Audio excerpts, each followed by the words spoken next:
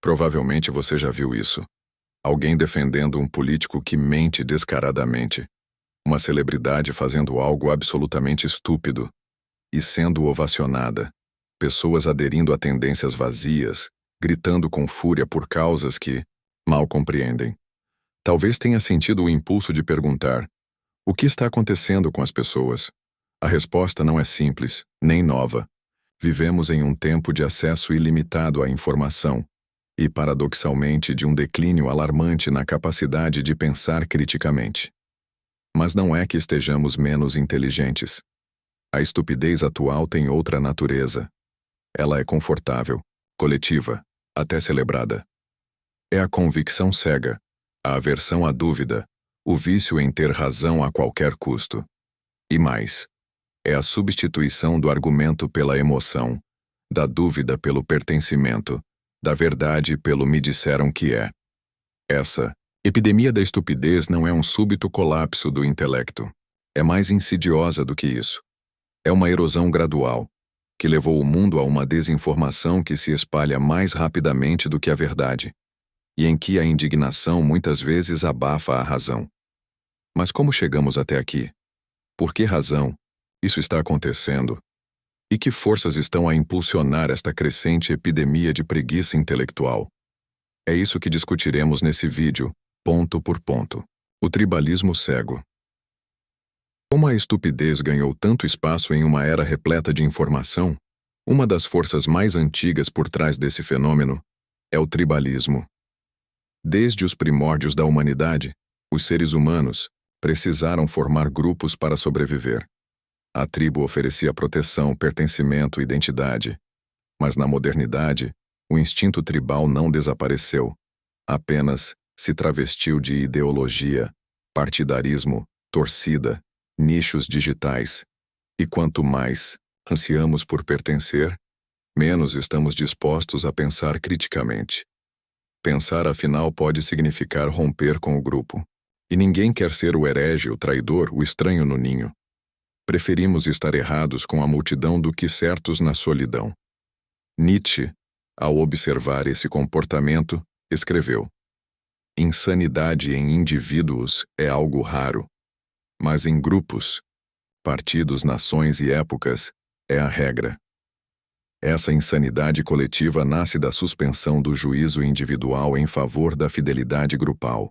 É o que ele chamou de moral de rebanho, quando valores são adotados não por convicção racional, mas por medo da exclusão. O tribalismo nos oferece um pacote, uma linguagem, um inimigo, uma missão. Tudo vem pronto, digerido, confortável. E a verdade? Bem, ela se torna irrelevante quando ameaça a coesão do grupo. Essa lógica é visível em todos os cantos. Pessoas defendem mentiras escancaradas desde que venham do lado certo. Ignoram crimes, erros ou absurdos, desde que o infrator use o uniforme ideológico adequado. E assim, a fidelidade substitui o pensamento. O pertencimento sufoca a dúvida. E a estupidez se fortalece em nome da lealdade. Kant, no século XVIII, já advertia: a preguiça e a covardia são as causas pelas quais uma grande parte dos homens permanece de bom grado por toda a vida na menoridade intelectual. E o que mantém essa menoridade? O medo de pensar por si mesmo. O medo de discordar da tribo. O resultado é a construção de bolhas herméticas, onde o contraditório é tratado como ameaça e o dissidente como inimigo. Dentro dessas bolhas, as crenças deixam de ser hipóteses a serem testadas e passam a ser dogmas inquestionáveis. Essa é a raiz de muitas irracionalidades contemporâneas. Não estamos sendo enganados à força. Estamos nos enganando voluntariamente, em nome da segurança emocional de pertencer. O tribalismo não exige reflexão. Ele exige lealdade. E a lealdade cega se torna o alicerce perfeito para a estupidez coletiva. Câmaras de eco e distração artificial. Se o tribalismo é uma força ancestral, a tecnologia é o motor moderno que a acelerou até os limites da insanidade. Por que razão a estupidez parece estar se espalhando com tanta força agora? A resposta Está nas máquinas que carregamos nos bolsos. Não porque elas nos tornaram menos inteligentes, mas porque nos fizeram pensar cada vez menos. As redes sociais não foram criadas para informar, foram criadas para capturar atenção. E o que captura a atenção não é a razão, é a emoção, é a polêmica, é o escândalo, é a confirmação do que já acreditamos, é o ataque ao inimigo, é o viral. Esse ambiente se tornou um campo fértil para a idiotice performática. Nele, não importa o argumento, importa o engajamento. E assim, vozes lúcidas são enterradas sob gritos histéricos. Especialistas são abafados por palpiteiros. A dúvida reflexiva é substituída pela certeza gritada. O filósofo sul-coreano Byung-Chul Han alertou: a enxurrada de informações não promove o conhecimento. Ela o destrói. Estamos afogados em dados, mas sedentos de sabedoria. O excesso de ruído criou uma cultura da superficialidade. Navegamos por manchetes, reagimos a recortes, comentamos sem ler. Pensar exige tempo, silêncio, atenção. Mas tudo hoje nos treina para o oposto. Pressa, interrupção, dispersão. As chamadas câmaras de eco são o exemplo mais claro desse colapso. São espaços digitais onde só ouvimos o que queremos ouvir, onde o algoritmo molda nossa visão de mundo com base no que já acreditamos. Cada clique, cada curtida, cada compartilhamento reforça nossos próprios vieses. E o diferente, o contraditório, o complexo, tudo isso desaparece. Nesse cenário, a ignorância ganha confiança, as opiniões rasas ganham visibilidade, a dúvida vira fraqueza, a reflexão uma perda de tempo. E a verdade? A verdade é apenas mais uma opinião. Entre memes e manchetes, a internet, que poderia ser o maior instrumento de educação já criado, se tornou, em muitos casos, uma fábrica de distração e estupidez. Não por culpa da tecnologia em si, mas da lógica que a sustenta: maximizar o tempo de tela. E o tempo de tela é alimentado por estímulo contínuo, não por profundidade. Por isso, hoje, pensar virou um ato de resistência. Silenciar as notificações, questionar os algoritmos, buscar o contraditório, tudo isso é contracultural e profundamente necessário. Como disse Pascal, toda a infelicidade dos homens provém de uma única coisa: não serem capazes de ficar quietos, sozinhos, em um quarto. Talvez seja hora de reaprender a ficar sozinhos com o pensamento, antes que o pensamento desapareça por completo. O efeito Dunning-Kruger. Vivemos uma época curiosa. Nunca se falou tanto e se soube tão pouco. Nunca se opinou com tanto fervor e se pensou com tão pouca profundidade. A isso, a psicologia deu um nome: efeito Dunning-Kruger. Um viés cognitivo, estudado em 1999 por 2 pesquisadores de Cornell, que constataram algo inquietante. Os indivíduos menos capacitados tendem a superestimar suas habilidades. Mas não se trata apenas de arrogância. É algo mais trágico. Eles são tão ignorantes que sequer percebem o quanto são ignorantes. Sua falta de competência os impede até mesmo de reconhecer a própria incompetência.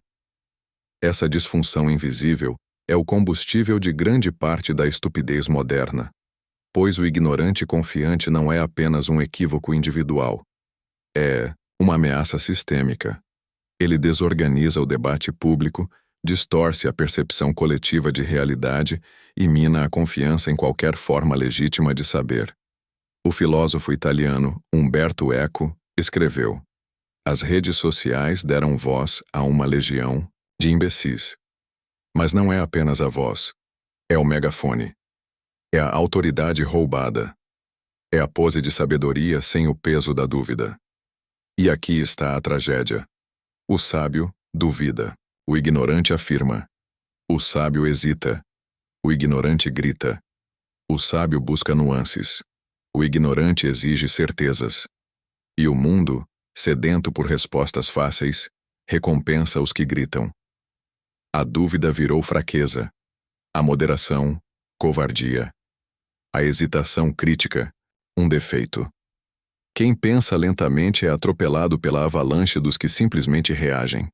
Mas o efeito Dunning-Kruger não é apenas um erro de julgamento, é uma falha estrutural na maneira como a sociedade trata o saber. Na lógica das plataformas digitais não se premia o verdadeiro, mas o visível. Não se cultiva o profundo, mas o chamativo. E assim, o espaço público é sequestrado por uma elite de ignorantes com boa dicção e estética. Hannah Arendt, ao refletir sobre os perigos do totalitarismo, observou: a essência do pensamento é o questionamento. Mas pensar exige esforço, exige humildade, exige pausa. E a ignorância atual não quer pensar, quer sentir-se certa, quer estar no controle, mesmo sem saber do que fala. A consequência disso é o colapso do discernimento. Qualquer opinião vira ponto de vista. A verdade vira questão de gosto, e o saber vira arrogância. Enquanto isso, quem estudou, investigou, analisou, vê-se acuado, ridicularizado ou simplesmente ignorado. O mais irônico e trágico é que o verdadeiro sábio se vê em silêncio. Ele reconhece a vastidão daquilo que não sabe. Como escreveu Sócrates: só sei que nada sei. Mas hoje quem diz isso é ridicularizado, porque o mercado das ideias foi tomado por vendedores de certezas e compradores de ilusões. Dunning e Kruger mostraram que a estupidez é perigosa não apenas por ser errada, mas porque ela não sabe que é. E enquanto a ignorância tiver mais confiança do que o saber tem voz, a epidemia da estupidez continuará a se espalhar, como uma doença que se transmite não por contato, mas por aplauso. A era da pós-verdade e a normalização da desinformação. Para entender o fenômeno da pós-verdade e da desinformação em nossa época, não há reflexão mais aguda que a de Hannah Arendt, especialmente em seu ensaio clássico Verdade e Política. Arendt nos alerta para um problema profundo.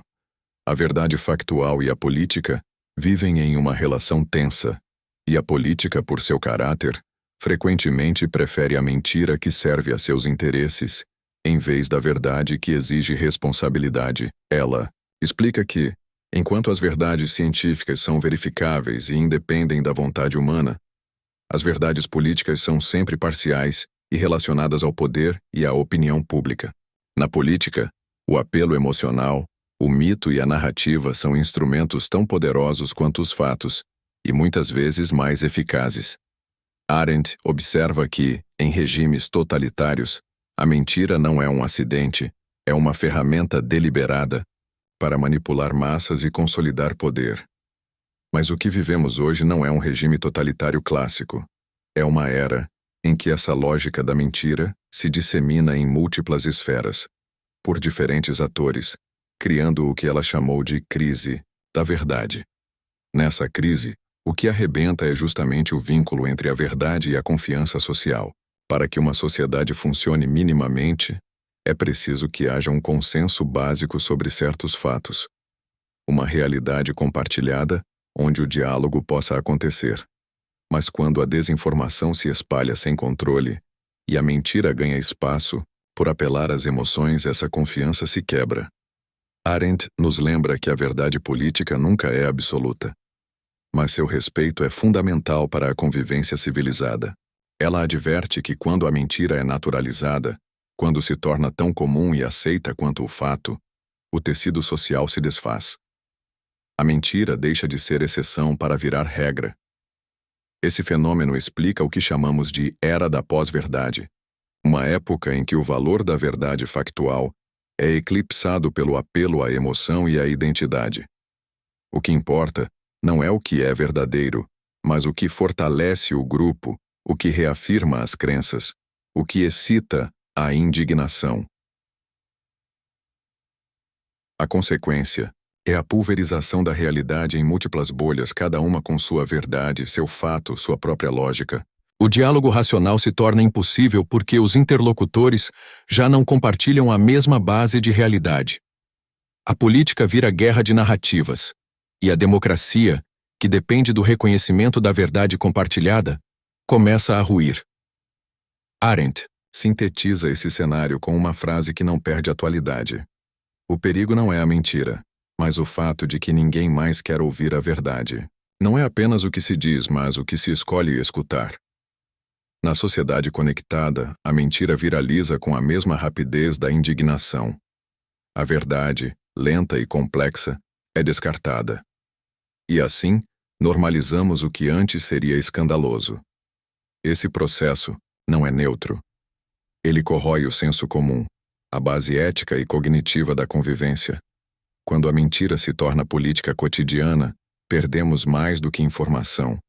Perdemos o terreno onde a política pode acontecer de forma legítima e construtiva, a erosão do pensamento crítico e o colapso do sistema imunológico cognitivo. Se o que vimos até aqui são forças que corroem a razão, a verdade e a confiança, o resultado final é a debilitada saúde do nosso sistema imunológico cognitivo coletivo. A capacidade de nossa sociedade resistir a erros, manipulações e mentiras.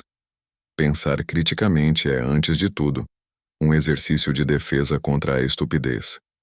É um antídoto que requer esforço, paciência e honestidade intelectual. Mas o que assistimos hoje é uma corrosão silenciosa dessa habilidade. A epidemia da estupidez não é só a propagação da ignorância. É a recusa em reconhecer a própria ignorância. É a complacência diante da complexidade e a preferência por atalhos simplistas. É o desejo de certezas fáceis em um mundo que exige dúvidas constantes. O filósofo John Stuart Mill, em sua defesa da liberdade de pensamento, alertou que a liberdade de pensamento é a condição necessária para o progresso do conhecimento. Mas sem humildade intelectual, sem disposição para ouvir o contraditório, essa liberdade vira autoengano e polarização. Quando a sociedade perde o hábito do questionamento, a consequência não é apenas o enfraquecimento individual, mas o colapso coletivo, o que nos protege contra decisões precipitadas, manipulações políticas e erros sociais é a capacidade de pensar, avaliar e discutir com rigor. Hoje, essa capacidade está em declínio. As câmaras de eco digitais reforçam crenças, ao invés de desafiá-las. O efeito Dunning-Kruger infla a confiança dos menos preparados, abafando vozes fundamentadas. A pós-verdade dissolve o consenso necessário para o diálogo. Tudo isso leva a uma fragmentação do tecido social e intelectual. O nós se torna radicalizado, o outro desumanizado, e a complexidade substituída por narrativas maniqueístas. Nesse ambiente, o pensamento crítico não é valorizado, é atacado. É como se estivéssemos deixando nosso sistema imunológico mental entrar em colapso, permitindo que vírus cognitivos se espalhem. Desinformação, preconceitos, dogmatismos e irracionalidades. Mas diferente do corpo, que podemos proteger com vacinas, o sistema imunológico cognitivo depende de escolhas diárias, da coragem de questionar, da paciência para ouvir, do esforço para entender. O futuro não está escrito, e a epidemia da estupidez pode ser combatida. Como ensinou o filósofo francês Paul Ricoeur, o pensamento crítico é uma prática de interpretação e reconhecimento da alteridade. A capacidade de reconhecer o outro como diferente e digno de diálogo. Reverter esse declínio exige um esforço consciente, cultivar a humildade intelectual, priorizar a educação que estimula o pensamento crítico, valorizar o diálogo sincero e combater o culto à certeza vazia. Sem isso, a sociedade não apenas perde a capacidade de pensar, mas arrisca perder a própria coesão, afundando em divisões que não terão fim. A escolha está diante de nós. Seguir alimentando a epidemia da estupidez ou despertar para a responsabilidade de pensar, mesmo quando pensar dói. Vivemos uma encruzilhada. Podemos aceitar o declínio do pensamento crítico e o avanço da estupidez. Ou podemos escolher lutar contra essa maré. Resgatar a humildade intelectual e o questionamento sincero é um ato de coragem e resistência. Cada um de nós tem o poder e a responsabilidade de defender a verdade, mesmo quando ela incomoda. Comece hoje. Questione, escute, Reflita, porque somente assim reconstruiremos uma sociedade capaz de pensar, dialogar e, acima de tudo, ser livre. Se este mergulho filosófico na estupidez humana dos dias atuais lhe tocou de alguma forma, não se esqueça de deixar seu like e se inscrever no canal para mais reflexões sobre filosofia, mente e existência. Até o próximo vídeo.